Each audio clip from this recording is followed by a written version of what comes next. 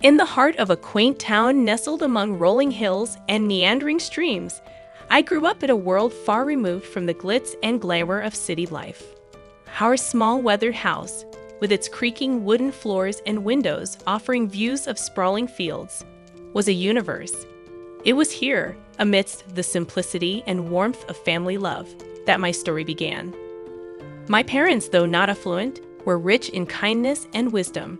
My father, a local carpenter, had hands roughened by years of labor but was gentle in touch, crafting not just furniture, but also instilling in me the values of hard work and humility. My mother, a school teacher, filled our home with books and stories, weaving tales that sparked my imagination and nurtured my dreams. Life in our small town was unhurried and unpretentious. Neighbors greeted each other with familiarity, and community events were the highlights of our social calendar. I cherished this life, finding joy in the small pleasures, the fresh scent of earth after rain, the rustling of leaves underfoot, and the chorus of birds at dawn.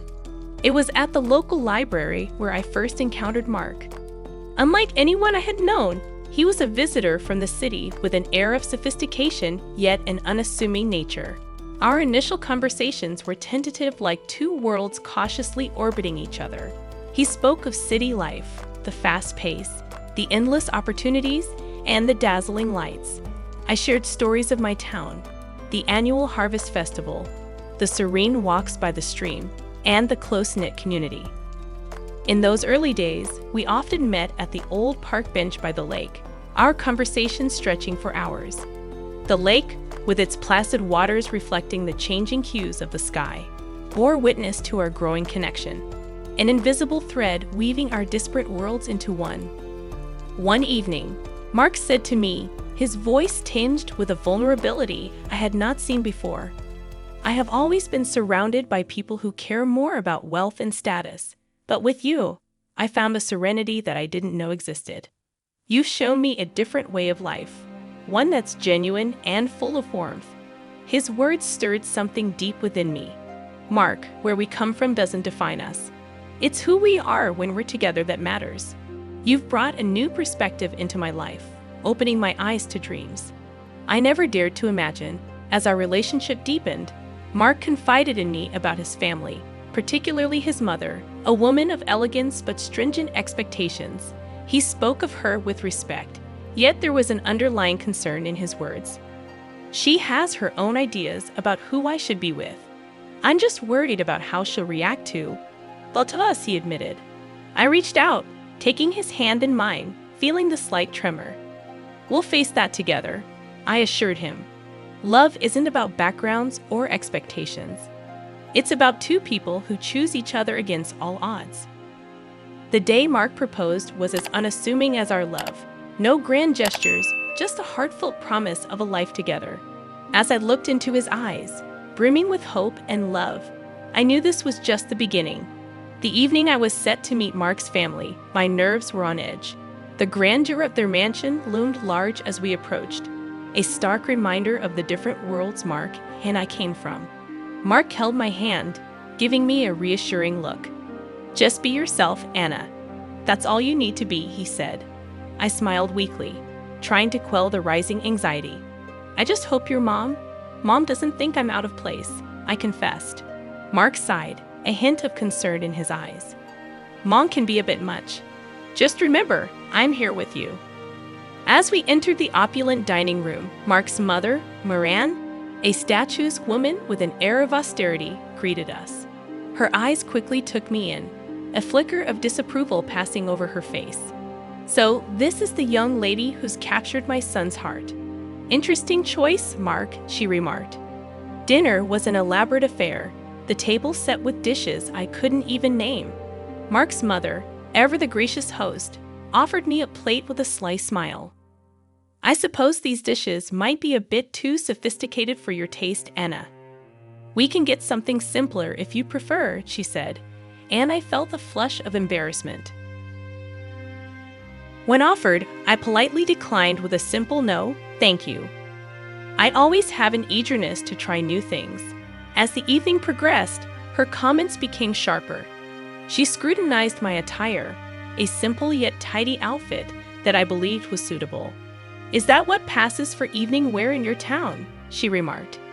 It must be challenging to find good clothes on a modest budget. Mark attempted to divert the conversation, but his mother persisted, asking about my parents' occupations. I replied, feeling the weight of her judgment. "My father is a carpenter, and my mother is a school teacher." Her response dripped with condescension. "Oh, how quaint. Hardworking people, I'm sure, but they couldn't offer you much of a financial head start." Despite her polite demeanor, each comment felt like a subtle cut. Mark's father, Daniel, offered kind words of support as we left. Mark apologized profusely for his mother's behavior. "I'm so sorry, Anna. I didn't expect her to be so harsh." Though hurt, I reassured him, "It's okay, Mark. I knew it wouldn't be easy, but I love you, and that's what matters." As I lay in bed that night, her words stung, but they also fueled a determination within me. This was more than just about fitting in. It was a test of love and resilience, and I was ready to face it head-on. As the wedding date approached, excitement filled the air, tinged with growing tension. Mark's mother took charge of the preparations, finding pleasure in belittling my choices and ideas. During a discussion about the wedding dress, she questioned my choice of a simple gown. "That dress, Anna, it's so plain," she remarked patronizingly. "Don't you want to make a statement on your big day? After all, you're marrying into the family." Mark's supportive squeeze of my hand under the table gave me strength. "Mom, Anna looks beautiful in that dress." "It's her choice, and it's perfect," he interjected. Despite his defense, his mother persisted, suggesting something more befitting of their family status. Though her words stung, I maintained composure, expressing gratitude for her concern. "But I really love my dress. It's special to me," I asserted. Her response was a dismissive wave. "Well, it's your day, I suppose. But remember, it's not just about you. It's about how you represent us too." As the days went by, her comments grew more frequent and cutting. Marian criticized everything from the flower arrangements to the menu choices, even the invitations. Each remark felt like a subtle jab at my background and my perceived inability to meet her lofty standards. Mark and I had numerous conversations about this, often late into the night. "I can't believe she's being so difficult," Mark would say, frustration evident in his voice. "I wish she could just see how amazing you are, how you make me happy." I would lie there, feeling his arms around me, a mix of love and sorrow in my heart. I knew it wouldn't be easy marrying into his family, but I didn't expect it to be this hard. The wedding day dawned bright and clear, a stark contrast to the turmoil within me. My parents and I had worked hard to make everything perfect despite the constant criticisms from Marian. As I dressed in my simple but elegant gown, I hoped the day would pass without incident. The ceremony was beautiful, filled with love and heartfelt vows. Mark's eyes shone with affection and promise as we said our I do's. However, looming over the joyous occasion was the apprehension of the reception to follow, particularly the speeches. As expected, Marian took the microphone, her presence commanding the room's attention. The air was thick with expectation as she began to speak. "Ladies and gentlemen," she started, her voice loud and clear. "Today, we have gathered to witness the union of my son Mark with Anna. Let's say, a person from a different circle." Whispers spread through the guests, and I felt a cold shiver run down my spine. She continued, her words sharp and unyielding. "While some may commend Mark for his charitable heart in lifting a beggar from the streets, we must be cautious. It's essential to keep our family's reputation and standards high, not let them be diluted by those who are clearly freeloaders seeking to elevate their status by clinging to a family of higher standing." The room fell into a stunned silence. My parents looked at me, their faces a mix of shock and hurt. Mark's face was a mask of disbelief and anger. The guests, a mix of our friends and Mark's high society acquaintances, looked on uncomfortably, unsure of how to react. My heart sank, and a profound shame washed over me. Her words, so cruel in public, were more than just insults. They were a deliberate attempt to shame and belittle me in front of everyone we cared about. As she concluded her speech with a forced toast to our future, the applause was hesitant and muted, the room enveloped in an awkward silence. Mark stood up, his voice trembling slightly. "I'm sorry, Anna. This isn't what I wanted," he said, his eyes apologetic, filled with a mix of love and sorrow.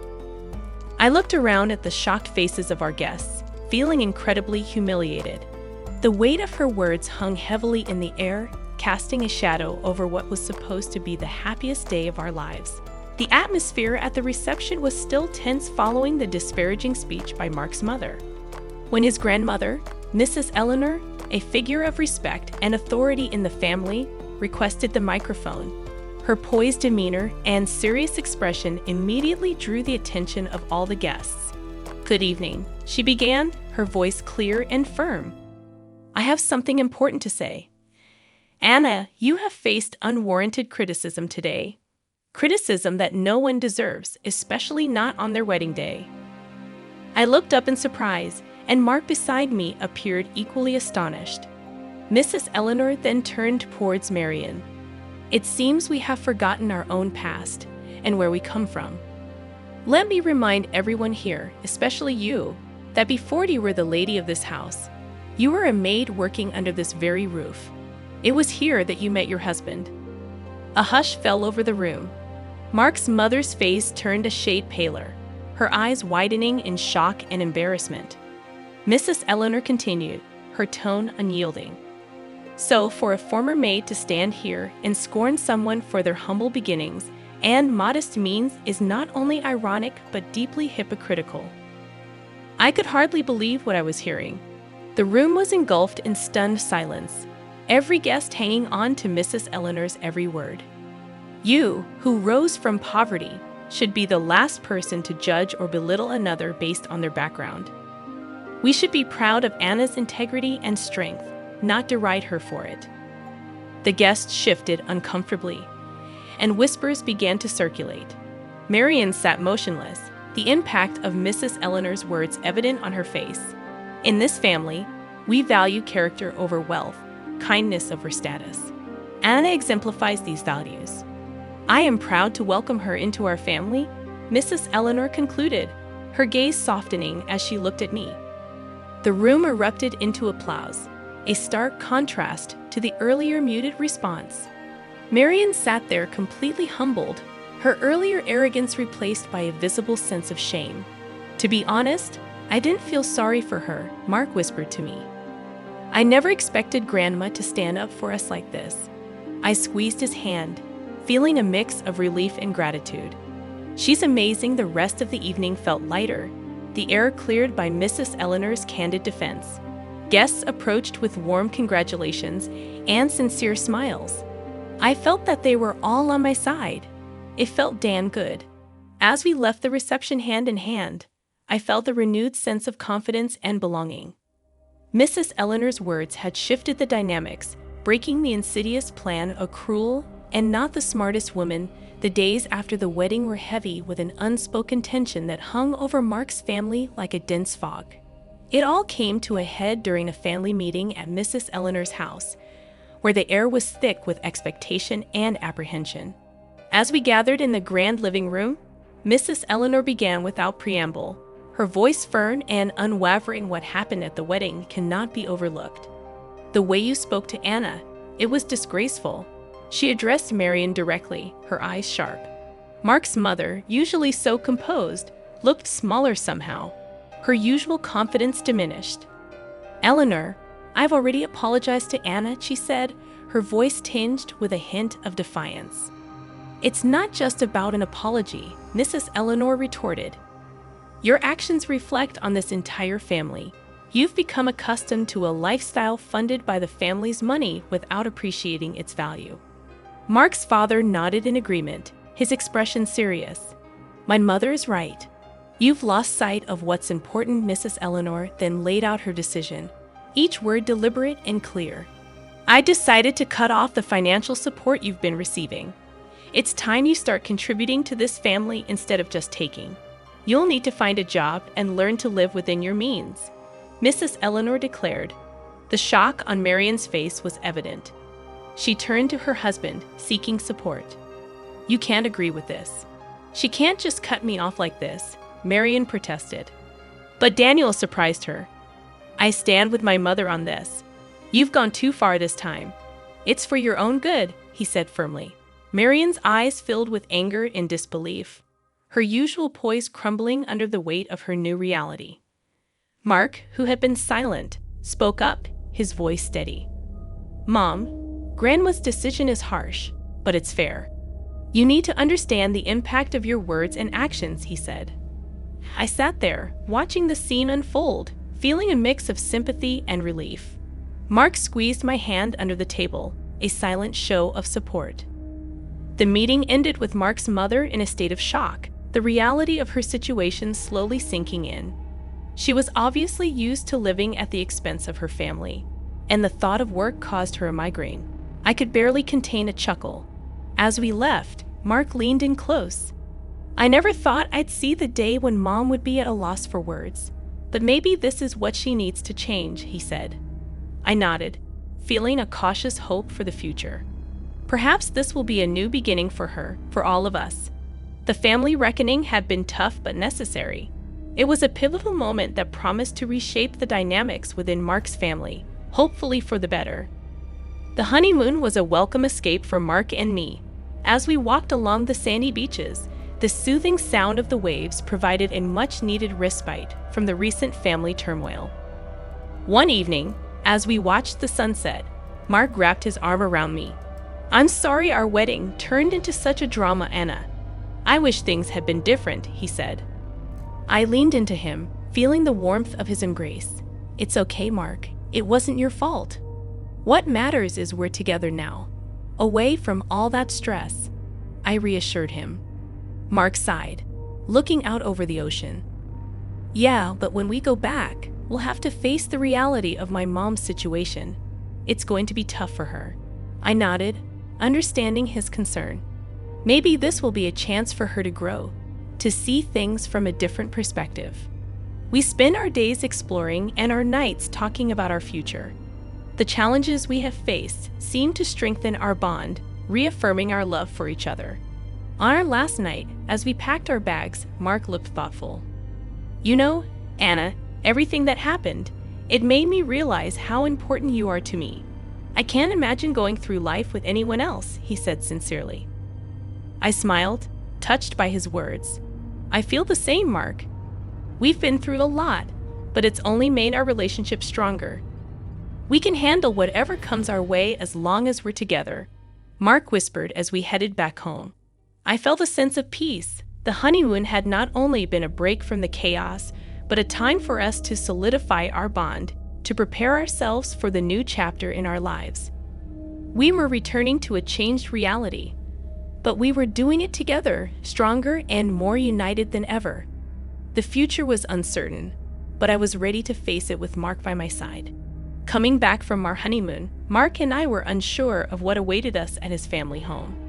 The car ride was quiet, both of us lost in our thoughts about the new family dynamics. As we arrived, the first thing we noticed was the absence of Mark's mother. Inside, we were greeted by his grandmother, Mrs. Eleanor, who wore a knowing smile. Welcome back, you two. I suppose you're wondering about the changes here, she said, her tone light but with an undercurrent of seriousness. Yes, where's Mom? Mark asked, looking around. Mrs. Eleanor took a deep breath, her smile still in place. Well, after you left, Marion caused quite a scene. She demanded that I restore her financial support. When I refused, she decided to leave. She's now living in a small apartment, and from what I hear, she's looking for a job. Mark and I exchanged glances, the news sinking in. It was a drastic change from the luxurious life she was used to. And there's more. Mrs. Eleanor continued, leaning in as if to share a secret. Your father is considering a divorce. He's had enough of her antics. Seems like she finally pushed him too far. Mark's expression was one of shock, mixed with a hint of relief. I can't believe it. I mean, I knew things would change, but this is more than I expected, he murmured. I reached out, touching his arm. It's a lot to take in, but maybe this is for the best. A chance for everyone to start fresh on a more honest footing. Dinner that night was an oddly serene affair. The absence of Mark's mother was felt, but not in the way we had anticipated. The conversation was more open, and for the first time in a long time, it felt like there was a real sense of family. As we drove home later that evening, Mark was pensive. I always hoped for a change, but I didn't expect it to happen like this. "It's going to be a big adjustment for Mom," he said. I nodded. "It's a tough situation, but maybe it's a necessary step for her to grow, and for your dad too, to find some peace." The ride home was reflective, both of us contemplating the new reality we were returning to. The family we left before the honeymoon was not the same one we were coming back to. It was a sobering thought, but in many ways, a hopeful one. Change, though painful at times, was often the path to something better, and we were ready to face it together. I hope you guys enjoy our video. To watch more interesting stories, hit that subscribe button. Thank you.